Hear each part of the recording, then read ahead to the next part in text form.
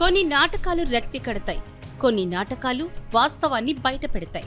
ఇప్పుడు వైసీపీ పరిస్థితి విశాఖలో అదే రకంగా ఉంది. విశాఖ స్టీల్ ప్లాంట్ ప్రైవేటీకరణ అంశంపై కేవలం కార్మికులే కాదు, ఉత్తరాంధ్ర ప్రజలు సైతం ఆవేదనతో ఉన్నారు. ఎందరో ప్రాణ త్యాగాలు చేస్తే వచ్చిన ఈ స్టీల్ ప్లాంట్ ను ప్రభుత్వ రంగంలోనే కొనసాగించాలన్నది ఉత్తరాంధ్ర ప్రజల సెంటిమెంట్, డిమాండ్ కూడా. అయితే ఆ సెంటిమెంట్ ను రాజకీయంగా వాడుకోవడానికి వైసీపీ తొలి దశ నుంచి ప్రయత్నిస్తోందని తాజా పరిణామాలను బట్టి స్టీల్ కార్మికులు ఆరోపిస్తున్నారు. ఆంధ్రుల హక్కు నినాదంతో వైజాగ్ స్టీల్ ప్లాంట్ పుట్టింది. ప్రపంచంలోనే నాణ్యమైన స్టీల్ గా విశిష్టత పొందింది. కానీ ప్రపంచ వ్యాప్తంగా జరిగిన పరిణామాలతో వైజాగ్ స్టీల్ ప్లాంట్ నష్టాల బారిన పడింది. ప్రధానిగా వాజ్పేయి ఉన్న సమయంలో ప్లాంట్ను ప్రైవేటీకరించాలి అన్న అధికారుల ప్రతిపాదనను అప్పటి సీఎం చంద్రబాబు నాయుడు అడ్డుకున్నారు.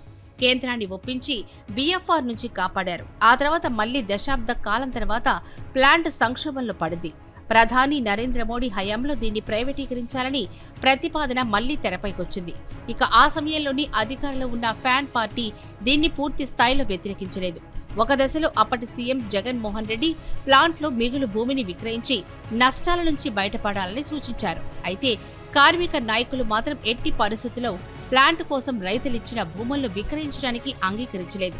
అయితే స్టీల్ కార్మికులు ఉత్పత్తి ఆగకుండా ఉద్యమాలు కొనసాగించడానికి సహకరిస్తామని ఫ్యాన్ పార్టీ నాయకులు ప్రకటించారు.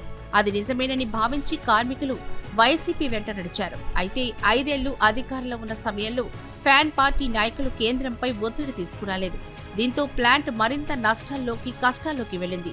కాగా కూటమి ప్రభుత్వం అధికారంలోకి వచ్చిన వెంటనే కేంద్రంపై ఒత్తిడి తేవడంతో 1140 కోట్ల రూపాయల ఆర్థిక సహాయం అందించింది.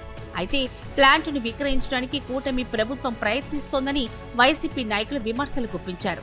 అయితే ఆ పార్టీ అధికారంలో ఉన్న సమయంలో ఒక్క పైసా వైజాగ్ స్టీల్ ప్లాంట్ కోసం ఆర్థిక సహాయం తీసుకురాకపోగా ఆ సమయంలో ఆ పార్టీ పరోక్షంగా ఎన్డీఏ కూటమిలో ఉన్నప్పటికీ మోడీ ప్రభుత్వంపై ఒత్తిడి తీసుకురాలేదు. దీంతో దాదాపు 4 ఏళ్లుగా వైజాగ్ స్టీల్ ప్లాంట్ ప్రైవేటీకరణ అంశంపై తర్జనా భర్జనలు కొనసాగుతూ ఉన్నాయి.